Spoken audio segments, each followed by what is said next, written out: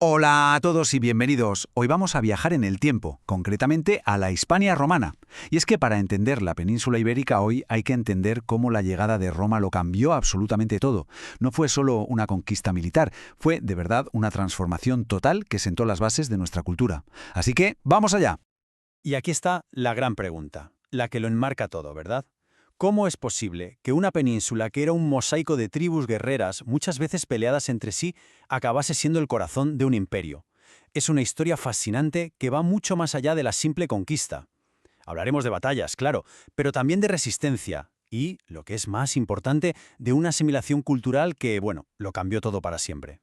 Pues mirad, lo curioso es que todo arranca casi por casualidad. No es que Roma tuviera un gran plan maestro para conquistar Hispania. Para nada. Su llegada fue más bien una consecuencia, un efecto secundario de una guerra muchísimo más grande que se estaba librando en todo el Mediterráneo. Y el responsable, el que lo provocó todo, fue el archienemigo de Roma, Cartago. Estamos en el 218 a.C., en plena Segunda Guerra Púnica. Las legiones romanas ponen un pie en la península, pero ojo, su objetivo no era conquistar a los íberos o a los celtíberos. Su misión era muy específica, muy militar: cortar la línea de suministros de Aníbal, el general cartaginés que les estaba dando tantos quebraderos de cabeza. Lo que no se imaginaban, ni por asomo, es que ese desembarco táctico era el primer paso de una presencia que duraría siglos. Pero claro, una cosa es llegar y otra quedarse. Y lo que había empezado como una maniobra contra un enemigo, contra Cartago, se convirtió muy pronto en otra cosa. Se transformó en una campaña larguísima, brutal y sobre todo carísima para someter a toda la península. Fijaos en esta cronología, porque la escala es increíble. Casi 200 años para conquistar la península. Es una barbaridad. La zona de la costa, el Mediterráneo, la controlaron relativamente rápido, sí, pero el interior, ¡ay, el interior! Las guerras celtibéricas fueron una auténtica sangría, un desgaste tremendo para las legiones. Y de hecho, no fue hasta el año 19 a.C., ya con el emperador Augusto, cuando por fin cayeron los últimos focos de resistencia en el norte, los cántabros y los astures. Solo entonces Roma pudo decir: vale, ahora sí, Hispania está pacificada. Y claro, toda esa resistencia, esa lucha tan dura y tan larga, necesita un nombre, un rostro, y ese rostro es, sin ninguna duda, el de Viriato. Viriato. ¡Qué personaje! Era el líder de los lusitanos y se convirtió en la peor pesadilla de Roma. Él sabía perfectamente que en una batalla campal, a campo abierto, las legiones eran invencibles. Así que, ¿qué hizo? Pues inventó, por así decirlo, la guerra de guerrillas. Golpes rápidos, emboscadas, desaparecer en las montañas, volvía locos a los generales romanos. Su lucha dejó una cosa muy clara: doblegar el interior de la península iba a ser una tarea titánica. Él es el símbolo perfecto de esa resistencia feroz que Roma se encontró. Bueno, pero al final, militarmente, Roma se impuso. Y es justo ahí cuando callan las armas, cuando empieza la conquista de verdad, la más profunda, la más duradera, la conquista de las mentes y de las costumbres. Vamos a ver en qué consistió. La palabra clave aquí es romanización.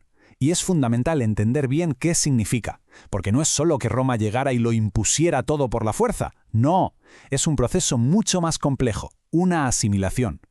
Poco a poco, los pueblos que vivían en Hispania fueron adoptando el latín, las leyes romanas, su forma de construir ciudades, su manera de ver el mundo. Y esa transformación se apoyó en varios pilares clave.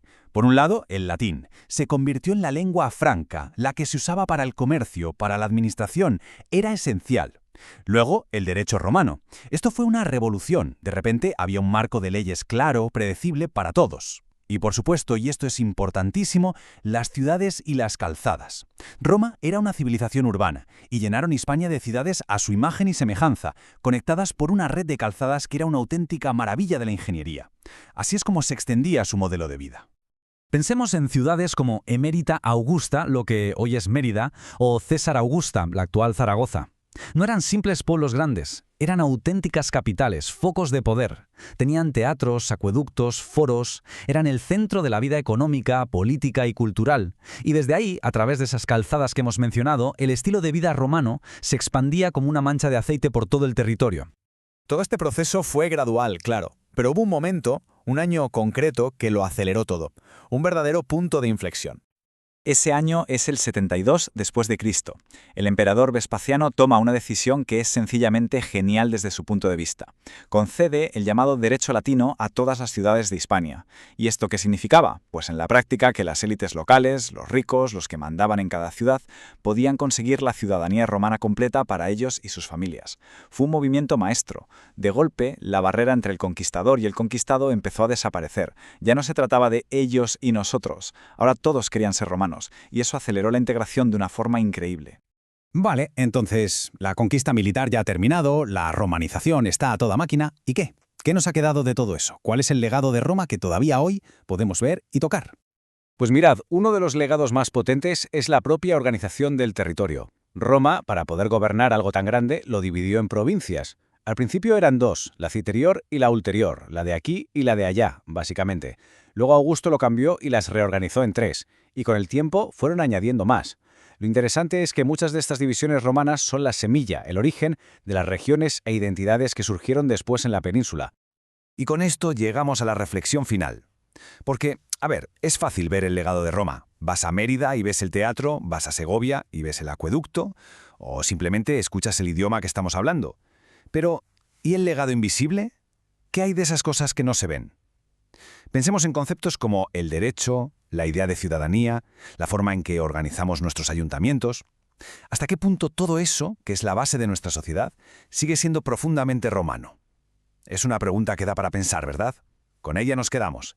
Gracias por habernos acompañado en este recorrido.